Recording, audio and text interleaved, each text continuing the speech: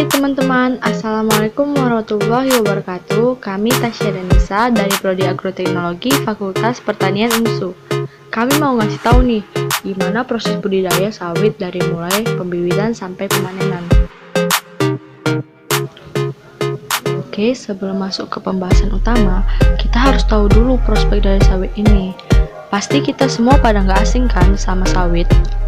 Nah, kelapa sawit itu menjadi bahan baku dari industri minyak.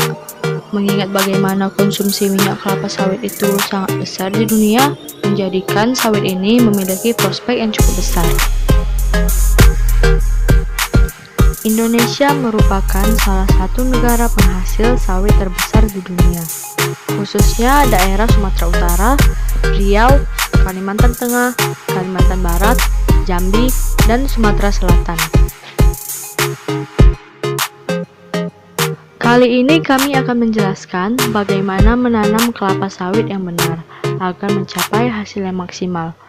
Cara tanam kelapa sawit yang baik akan mempengaruhi kualitas tanaman sawit yang dihasilkan.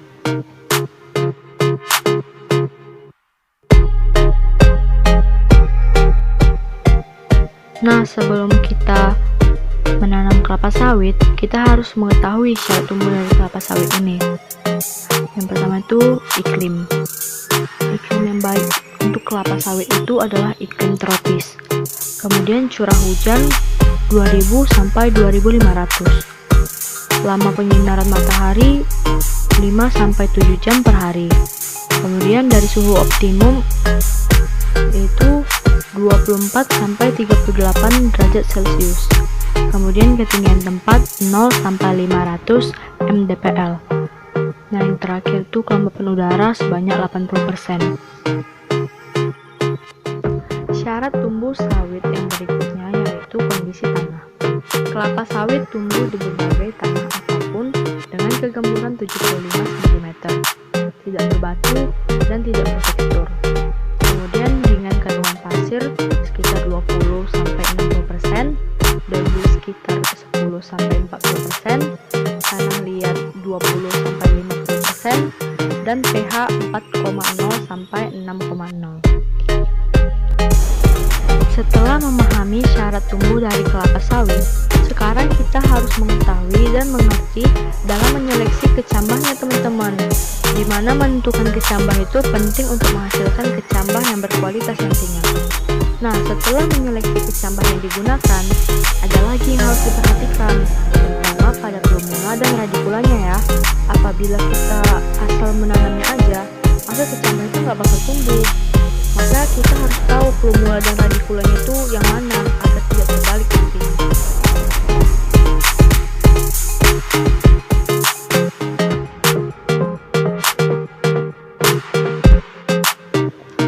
Oke, pembahasan kita selanjutnya yaitu mengenai pembibitan. Terdapat dua tahap pembibitan pada kelapa sawit, yaitu pembibitan awal atau pre-nursery dan pembibitan utama atau main nursery. Pada tahap awal atau pre-nursery yaitu menumbuhkan kecambah kelapa sawit dengan menggunakan polybag yang berukuran kecil. Sedangkan di tahap main nursery yaitu pembesaran bibit kelapa sawit yang telah tumbuh sampai bibit siap tanam.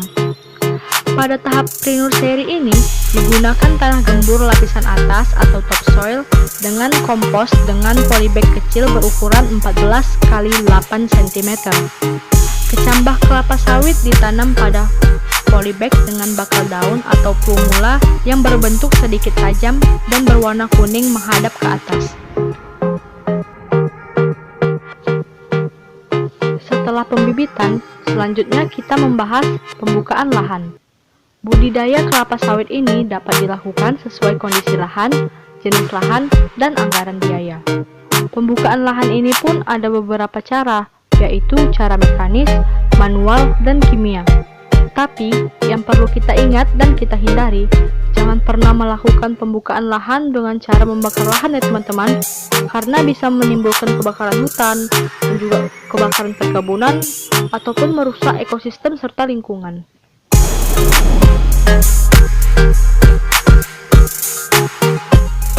Nah, pada saat menanam kelapa sawit, Ada pola tanam yang dapat diterapkan, yaitu secara monokultur dan tumpang sari.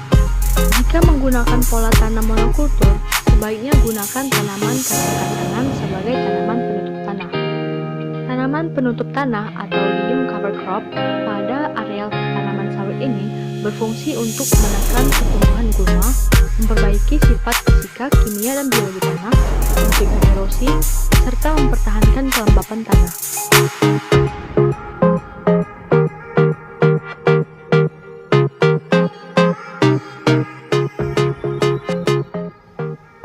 Setelah menentukan pola dan jarak tanam, langkah selanjutnya yaitu membuat lubang tanam. Ukuran lubang tanam kelapa sawit yaitu 50 x 40 x 40 cm atau sesuai dengan tinggi polybag bibit ditambah 5-10 cm agar ketika ditanam media tertutup oleh tanah. Kemudian taburkan kapur dolomit dengan dosis yang disesuaikan dengan kebutuhan dan biarkan selama 7-10 hari. Nah teman-teman, ternyata ada tuh waktu yang tepat untuk menanam bibit kelapa sawit. Dan waktu yang baik itu pada musim hujan ya. Kenapa sih harus pada musim hujan? Nah hal tersebut bertujuan agar kelapa sawit cukup kuat dan lebih tahan terhadap kekeringan.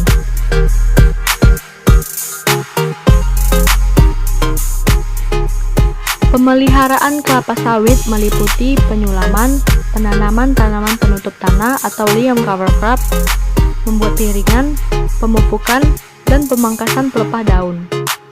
Kita akan membahas yang pertama, yaitu penyulaman.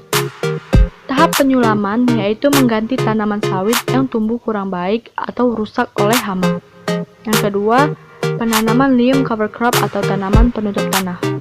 Pada penanaman tanaman penutup tanah ini sebaiknya dilakukan setelah persiapan lahan selesai. Yang ketiga, membuat piringan. Pada saat membuat piringan, bersihkan areal sekitar tanaman dari gulma.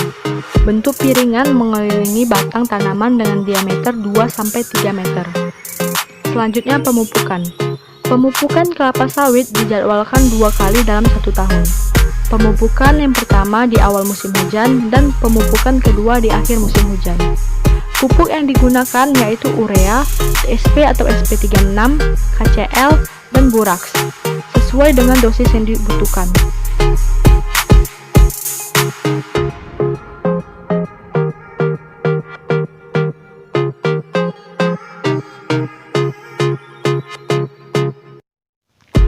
Selanjutnya, yaitu pemangkasan. Pada saat pemangkasan pelepah, itu dilakukan sesuai dengan tingkat pertumbuhan tanaman. Tujuan pemangkasan ini yaitu pohon menjadi bersih dan memudahkan pada saat pemanenan. Pembahasan selanjutnya yaitu pengendalian gulma. Pengendalian gulma di lahan bertujuan agar tanaman sawit tidak terganggu dengan tumbuhan liar, dan juga tidak terjadi persaingan antara tumbuhan liar dan tanaman sawit dalam menyerap unsur hara dan cahaya matahari. Nah, sampailah kita ke tahap pemanenan, di mana buah nanti akan dijadikan minyak ataupun produk lainnya. Tanaman kelapa sawit mulai berbuah pada umur 2,5 tahun. Buah masak 5,5 bulan setelah penyerbukan. Buah yang akan dipanen yaitu buah yang telah matang. Ketika memasuki masa panen, biasanya ditandai oleh 5 buah yang jatuh dan tandan atau brondolan yang berwarna oranye. Panen kelapa sawit dapat dilakukan setiap 2 minggu sekali. Setelah penjelasan yang kami paparkan, dapat ditarik kesimpulan. Yang pertama, prospek tanaman sawit sangat besar karena sawit menjadi bahan baku pembuatan minyak, kosmetik, dan produk lainnya. Yang kedua, sawit akan tumbuh dengan memperhatikan syarat tumbuhnya. Yang ketiga, pembibitan sawit melalui 2 tahap yaitu pre-nursery atau pembibitan awal dan main nursery atau pembibitan utama. Yang keempat, pembukaan lahan dapat dilakukan dengan cara manual, mekanis, dan kimiawi. Yang kelima, pola tanam yang dapat diterapkan pada budidaya sawit yaitu monokultur dan tumpang sari. Yang keenam, lubang tanam kelapa sawit yaitu 50 x 40 cm dengan kedalaman 40 cm.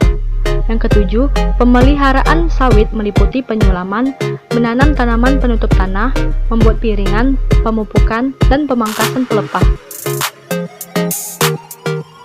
Demikian penjelasan yang kami paparkan. Semoga teman-teman yang menonton dapat mengerti. Bila ada kekurangan atau kesalahan dari penjelasan kami mohon maaf karena kami juga masih dalam proses pembelajaran. Silakan komen di bawah agar dapat menjadi bahan evaluasi bagi kami. Terima kasih sudah menonton. Assalamualaikum warahmatullahi wabarakatuh.